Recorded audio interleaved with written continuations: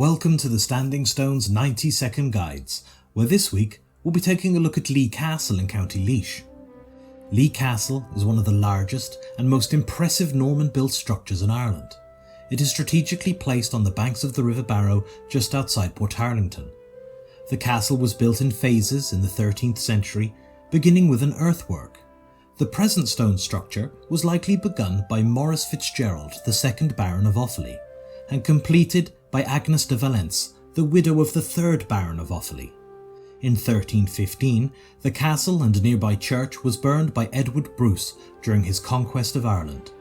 In the early 15th century, the castle was captured from the Earl of Kildare by the O'Dempseys, and they held the castle on and off until the mid-17th century. During the Irish Confederate Wars, the castle was captured by Parliamentarian forces in 1650 under Captain Hewson, and much of the structure was blown up with gunpowder to prevent it from being reoccupied. Today, there are the remains of a large keep with one circular angle tower still intact, with 2 large underground vaults still accessible. There is a large outer ward with what would have been an impressive D-shaped gatehouse. The castle was originally surrounded by a large medieval settlement. Part of the outer walls sit close to the River Barrow, and the base of the wall has been severely eroded during yearly flooding.